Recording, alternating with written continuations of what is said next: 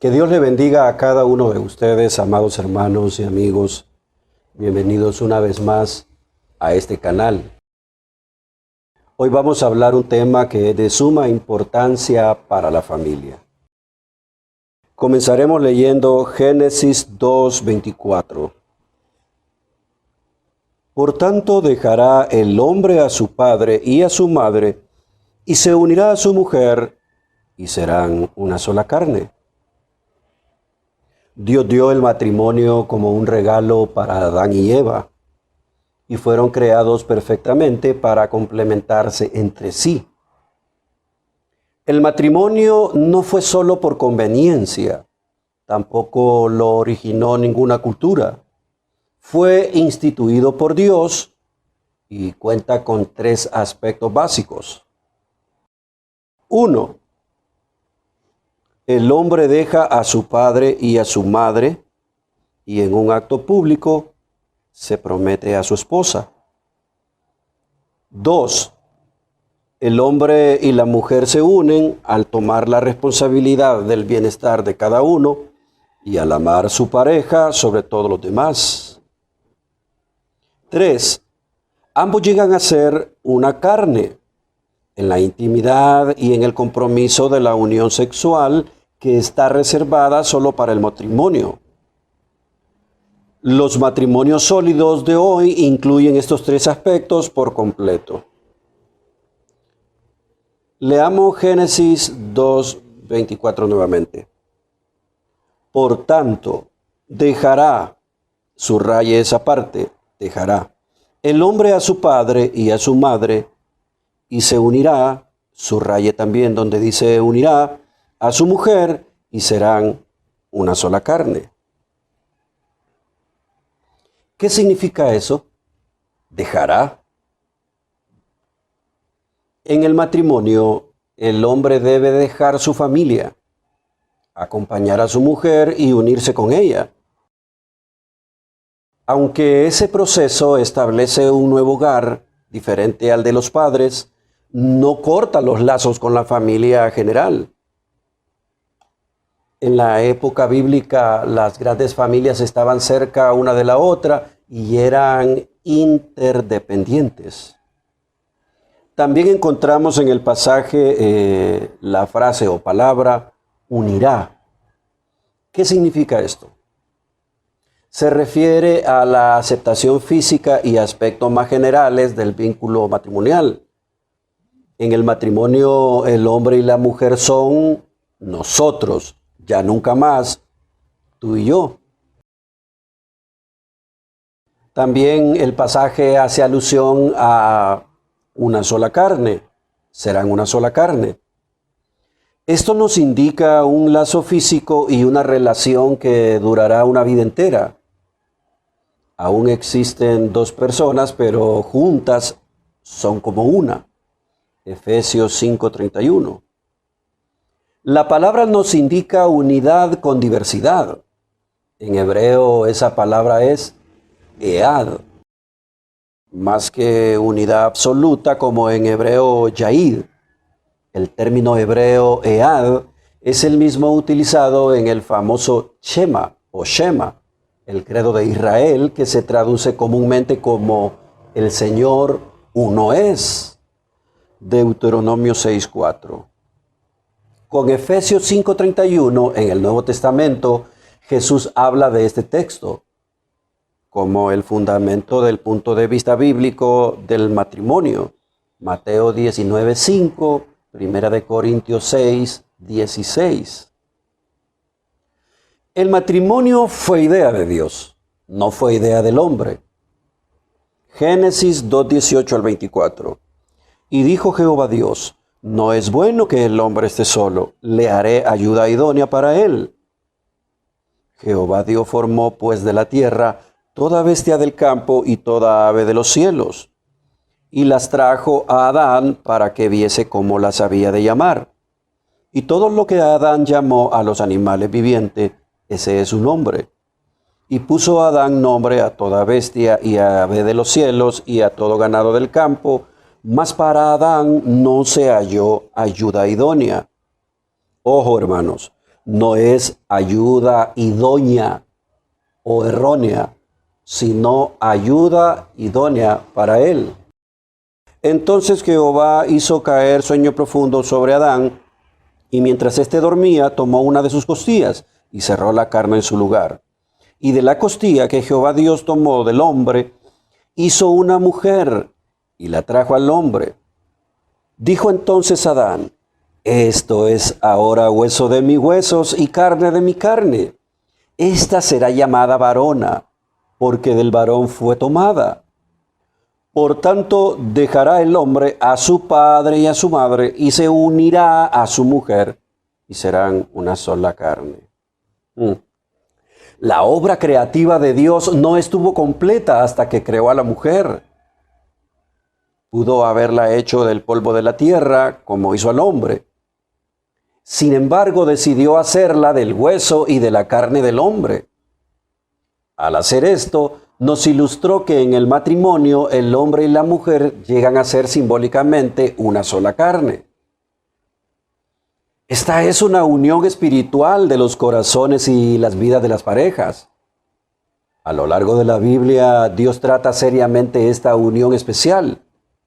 Si usted está casado o casada, o planea casarse, ¿está usted dispuesto o dispuesta a guardar su compromiso que hace que los dos sean uno? La meta del matrimonio debería ser más que una amistad, debería ser una unidad. Miren, amados hermanos, la entrega total es esencial para un buen matrimonio. Génesis 24, 58 al 67. Y llamaron a Rebeca y le dijeron: ¿irás tú con este varón? Y ella respondió: sí, iré. Entonces dejaron ir a Rebeca, su hermana, y a su nodriza, y al criado de Abraham, y a sus hombres. Y bendijeron a Rebeca y le dijeron: hermana nuestra, sé madre de millares, y posean tus descendientes la puerta de sus enemigos. Entonces se levantó Rebeca y sus doncellas, y montaron en los camellos y siguieron al hombre, y el criado tomó a Rebeca y se fue.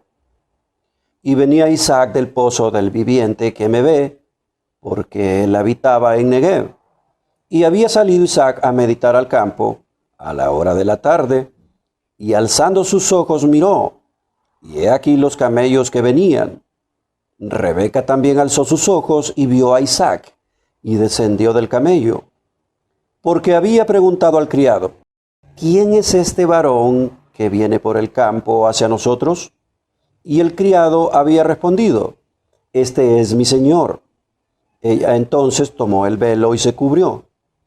Entonces el criado contó a Isaac todo lo que había hecho. Y la trajo Isaac a la tienda de su madre Sara, y tomó a Rebeca por mujer, y la amó, y se consoló Isaac después de la muerte de su madre. La Escritura nos da una estadística de cómo un misterioso siervo de Abraham, llamado Eliezer, encuentra una doncella apropiada para Isaac. La historia está marcada por la permanencia, la pasión y la repetición tan atesorada de los contadores de historia de las tradiciones hebreas. Pero lo primordial es el tierno amor que Dios guarda hacia su gente.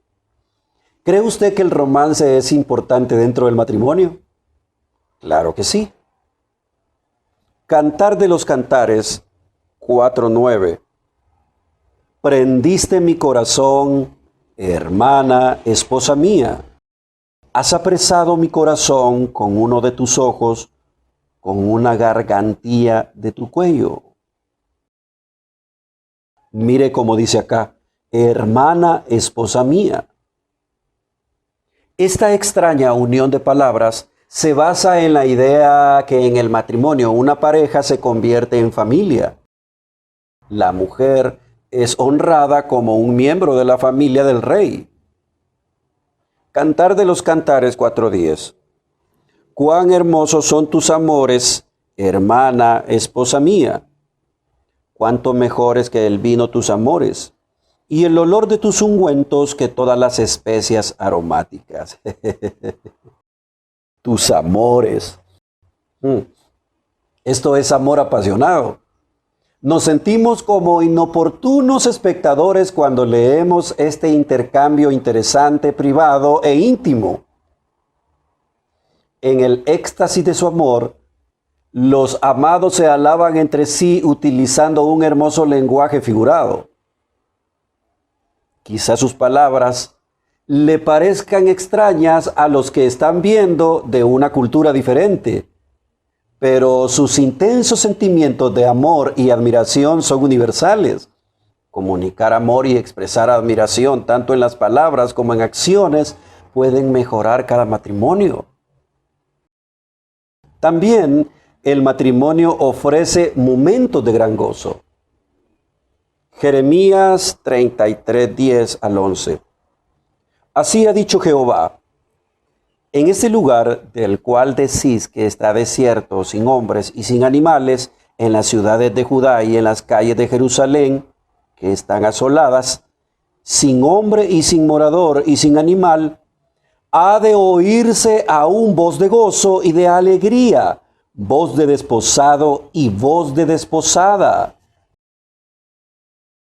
Voz de los que digan: alabad a Jehová de los ejércitos, porque Jehová es bueno, porque para siempre es su misericordia. Voz de los que traigan ofrendas de acción de gracias a la casa de Jehová, porque volveré a traer los cautivos de la tierra como al principio, ha dicho Jehová. Este versículo 11 de Jeremías nos hace alusión de cómo actúa un esposo cuando se casa con aquella mujer a quien ama. Es enorme la satisfacción que siente una pareja enamorada, que hacen que se escuchen por todos los rincones la voz de alegría. Mire, cuando yo conocí a mi novia, la que ahora es mi esposa y está detrás de cámaras, estaba desesperado por contar lo ocurrido a todos mis amigos y conocidos. Dentro de mí había una enorme emoción. El mayor gozo vino cuando nos casamos. Yo sabía que aquella bella mujer que un día conocí sería la persona con quien compartiría toda mi vida. Hoy, gracias a Dios, llevamos 24 años de casados o 25 años de casados. ¿Han habido problemas? Sí, ningún matrimonio es perfecto, pero con la ayuda de Dios sí se puede, hermanos. También tenemos que decir que el matrimonio proporciona el mejor ambiente para criar hijos. Malaquías 2:14 al 15. Mas diréis: ¿por qué? Porque Jehová ha atestiguado entre ti y la mujer de tu juventud, contra la cual has sido desleal, siendo ella tu compañera y la mujer de tu pacto. ¿No hizo el uno, habiendo en él abundancia de espíritu? ¿Y por qué uno? Porque buscaba una descendencia para Dios. Guardaos pues en vuestro espíritu, y no seáis desleales para con la mujer de vuestra juventud. El profeta explora más profundamente porque la nación estaba tratando así a Dios. Su conclusión es que esa actitud hacia Dios proviene de un rompimiento del pacto por parte de tres grupos. 1. Los sacerdotes, Malaquías 2:1 al 9. 2. El pueblo en general, Malaquías 2:10 al 12. Y 3. Los individuos que se divorciaron de sus mujeres, Malaquías 2:13 al 16. La palabra pacto es prominente en estos versículos. El pueblo se quejaba de las circunstancias adversas cuando únicamente ellos eran los responsables. Comúnmente la gente trata de evadir los sentimientos de culpabilidad al culpar a otros, pero esto no resuelve el problema. Cuando se enfrente usted con problemas, primero analice usted mismo si usted cambiará de actitud o conducta. ¿Resolvería el problema? El divorcio en estos tiempos era practicado exclusivamente por los hombres. Faltaban a la palabra dada a sus esposas, divorciándose para poder casarse con mujeres más jóvenes. Obviaban el vínculo entre los cónyuges que Dios estableció y el propósito que tenía para ellos. 1, ser una sola carne, y 2, criar hijos virtuosos. No solo los hombres estaban faltando a la palabra dada a sus esposas, sino pasando por alto el lazo emocional y el propósito espiritual de estar unidos con Dios. Amados hermanos, la infidelidad rompe el lazo de la confianza. La confianza es básica en todas las relaciones. Mateo 5:32. Pero yo os digo que el que repudia a su mujer, a no ser por causa de fornicación, hace que ella adultere, y el que se casa con la repudiada comete adulterio. La inmoralidad sexual es un término general que incluye el sexo antes del matrimonio, la infidelidad extramatrimonial, la homosexualidad y la bestialidad. Mateo 19, 3 al 12. Jesús dijo que el divorcio no es permitido salvo por causa de fornicación. Esto no significa que el divorcio debería ocurrir al instante en que uno se entera de la infidelidad del cónyuge. Uno debería primero intentar perdonar, reconciliarse y restaurar las relaciones. Debemos buscar maneras de restaurar nuestro matrimonio en vez de buscar excusas para romperlo. Dios detesta el divorcio y al que cubre de iniquidad su vestidura. Malaquías 2:16.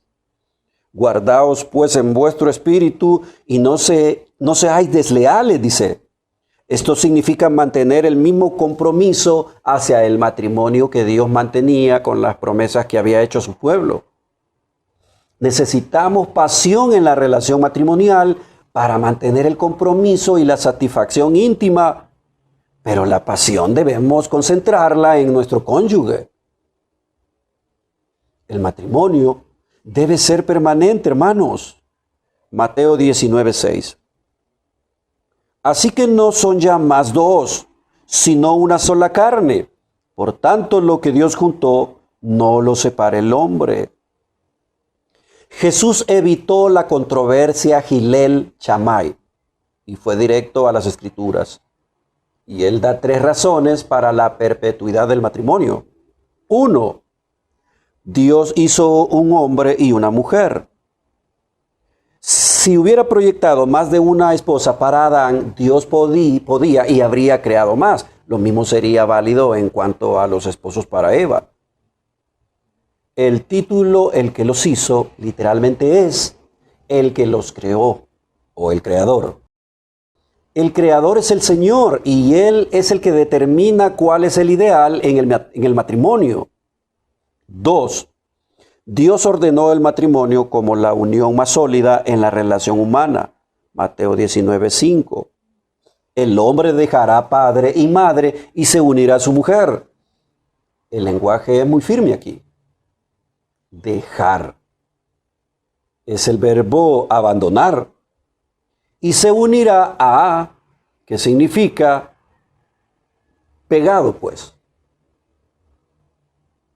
La relación más permanente en la estructura de la sociedad no es entre los padres e hijos, la cual se rompe para dar paso a un nuevo matrimonio. Es el matrimonio de un hombre y una mujer. Génesis 2:24. 3.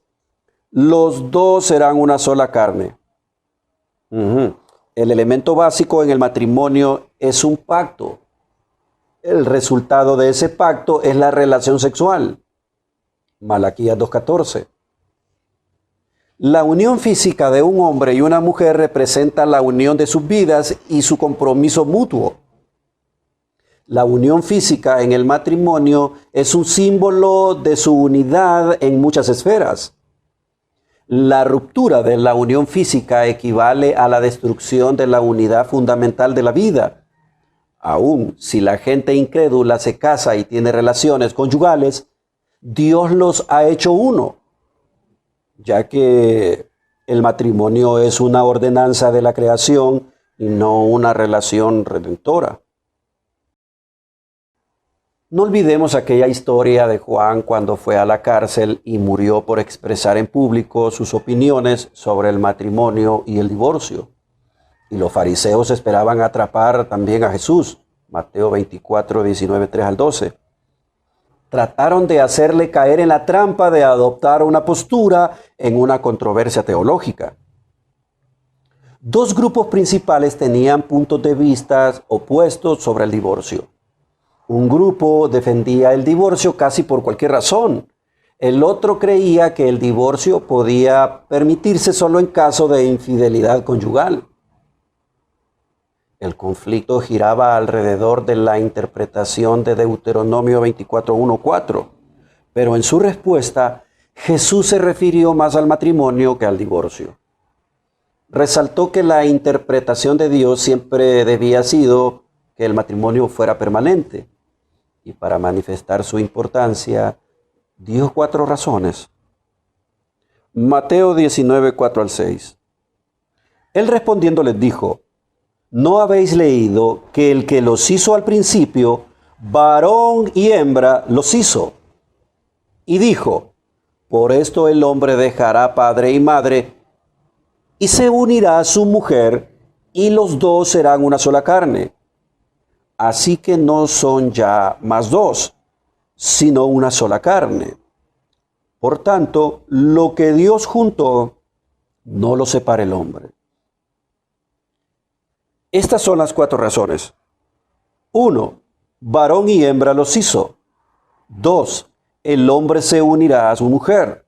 3. Ya no son dos, sino una sola carne. Y 4. Lo que Dios juntó, no lo separe el hombre. Sigamos leyendo el libro de Mateo, en esta ocasión el capítulo 19, versículos 7 al 8.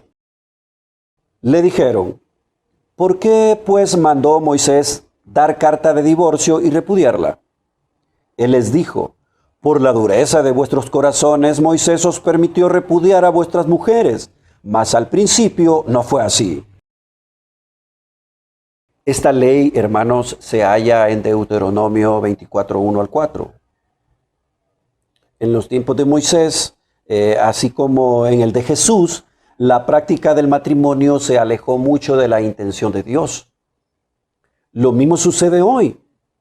Jesús dijo que Moisés dio esta ley porque el corazón de la gente estaba endurecido. Esto es la naturaleza pecaminosa del hombre. El matrimonio permanente era intención de Dios, pero como la naturaleza humana hizo inevitable el divorcio, Moisés instituyó algunas leyes para ayudar a las víctimas.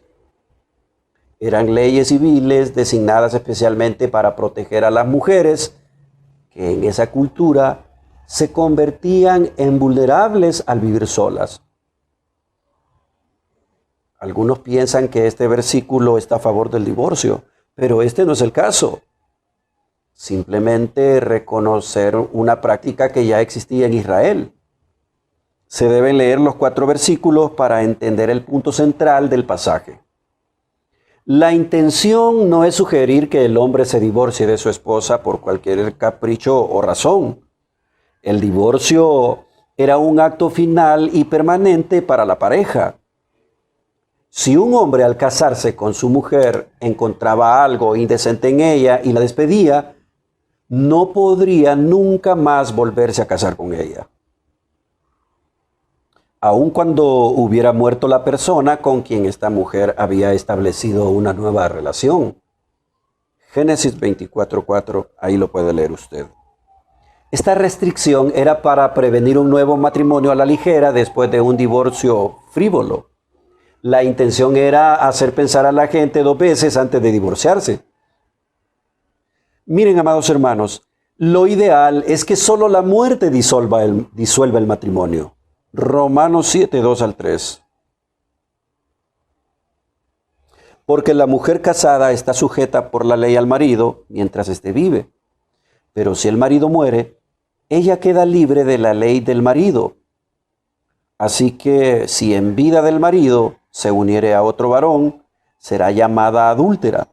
Pero si su marido muriere, es libre de esa ley, de tal manera que si se uniere a otro marido, no será adúltera.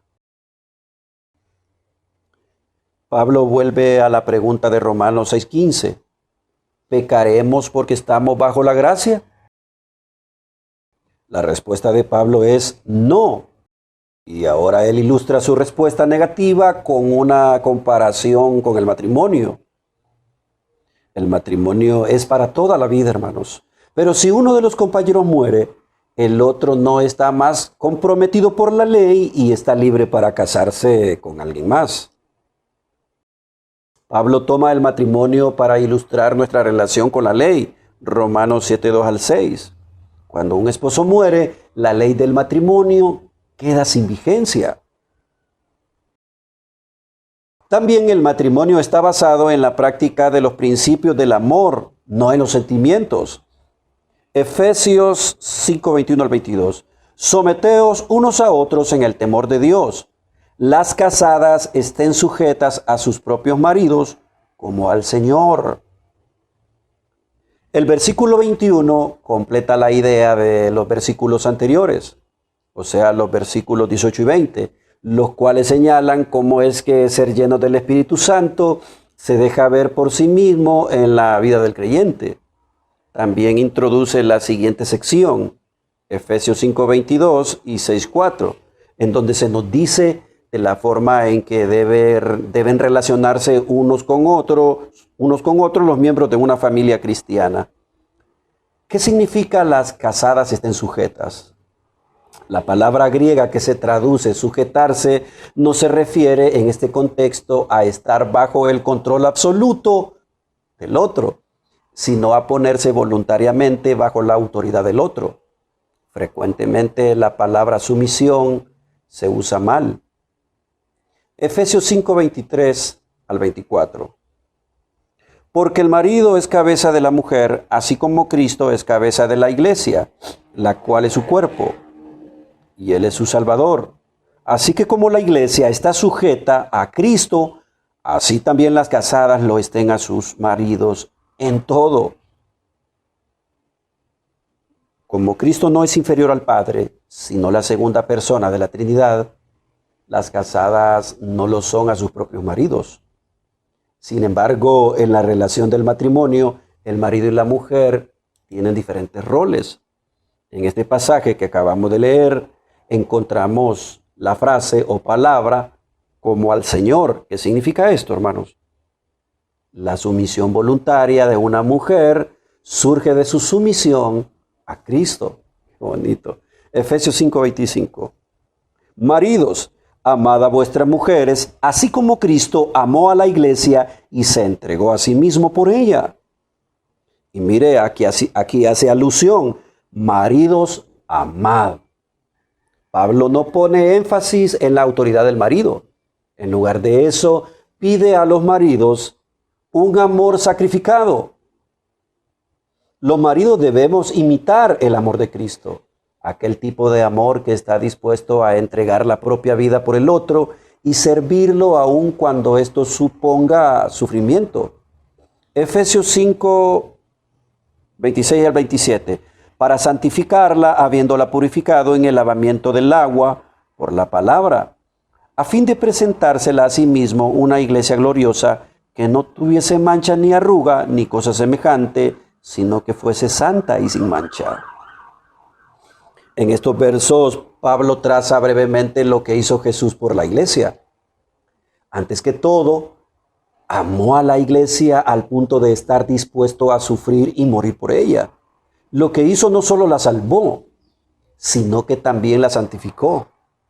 En otras palabras, Jesús quiso proyectar a la iglesia en lo que sería el templo santo de Dios. Efesios 5:28. Así también los maridos deben amar a sus mujeres como a sus mismos cuerpos. El que ama a su mujer, a sí mismo se ama. Mire qué interesante lo que dice aquí, como a sus mismos cuerpos, tal como se aman a sí mismos. En el mundo pagano de romanos y griegos jamás se pretendió este nivel de amor por la esposa. Es necesario amar con un amor incondicional y sin inculpación. Efesios 5:29. Porque nadie aborreció jamás a su propia carne, sino que la sustenta y la cuida, como también Cristo a la iglesia. O sea, un marido que entiende que su mujer es su propia carne, la tratará con amor y cuidado. Efesios 5:30. Porque somos miembros de su cuerpo, de su carne y de sus huesos. Entonces, nosotros los cristianos somos miembros del cuerpo de Cristo. Efesios 5:31.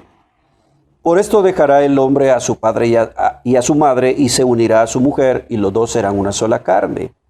Mire lo que está diciendo acá. Y los dos serán una sola carne. Pablo cita Génesis 2:24, donde se enseña que la unión especial existente entre el hombre y la mujer sustituye los lazos de la familia originales. Efesios 5:32. Grande es este misterio. Mas yo digo esto respecto de Cristo y de la iglesia. Amados hermanos, la unión de esposa y esposo combina a dos personas de tal manera que lo insignificante no puede afectar a uno sin que afecte al otro. La unidad en el matrimonio no significa pérdida de personalidad en la personalidad del otro. En cambio, significa cuidar del cónyuge como así se cuida a uno mismo. Incluye captar las necesidades del otro por anticipado y es ayudar que la otra persona llegue a ser totalidad de lo que pueda llegar a ser. La historia de la creación narra el plan de Dios en el que los esposos deberían ser uno. Y también Jesús se refiere a este plan en Mateo 4:19, si no me equivoco. Pero leamos ahora Efesios 5:33. Por lo demás, cada uno de vosotros ame también a su mujer como a sí mismo, y la mujer respete a su marido. Los hombres necesitan respeto. Las mujeres que ofenden a sus maridos, especialmente en público, destruyen sus matrimonios. Esto opera en ambos sentidos. Los hombres que tratan a sus esposas con indiferencia y falta de amor ponen en peligro su felicidad matrimonial. También, hermanos, el matrimonio es un símbolo vivo de Cristo y la iglesia. Efesios 5:23-32. Porque el marido es cabeza de la mujer, así como Cristo es cabeza de la iglesia, la cual es su cuerpo, y Él es su Salvador. Así que como la iglesia está sujeta a Cristo, así también las casadas lo estén a sus maridos en todo. Maridos, amad a vuestras mujeres, así como Cristo amó a la iglesia y se entregó a sí mismo por ella, para santificarla, habiéndola purificado en el lavamiento del agua por la palabra, a fin de presentársela a sí mismo una iglesia gloriosa, que no tuviese mancha ni arruga, ni cosa semejante, sino que fuese santa y sin mancha. Así también los maridos deben amar a sus mujeres como a sus mismos cuerpos. El que ama a su mujer, a sí mismo se ama, porque nadie aborreció jamás a su propia carne, sino que la sustenta y la cuida, como también Cristo a la iglesia, porque somos miembros de su cuerpo, de su carne y de sus huesos. Por esto dejará el hombre a su padre y a su madre, y se unirá a su mujer, y los dos serán una sola carne. Grande es este misterio, mas yo digo esto respecto de Cristo y de la iglesia. Mire lo que dice Pablo aquí. Grande es este misterio, un sagrado secreto revelado. Es el que el matrimonio cristiano es similar con la unión existente entre Cristo y su esposa, la iglesia, pues. Ahora, el matrimonio es bueno y honroso. ¿Lo cree usted? Hebreos 13:4. Honroso sea en todos el matrimonio y el hecho sin mancilla, pero a los fornicarios y a los adúlteros los juzgará Dios. Génesis 2:25, leámoslo. Y estaban ambos desnudos, Adán y su mujer, y no se avergonzaban. Mire, debido a que el hombre y la mujer solo conocían el bien, no se avergonzaban por estar ambos desnudos. Se sentían cómodos con sus cuerpos, su sexualidad, su relación y su trabajo sin maldad. La redacción de los versículos 24 y 25 nos sugiere que la relación sexual entre ambos en el jardín era parte de la experiencia establecida por Dios.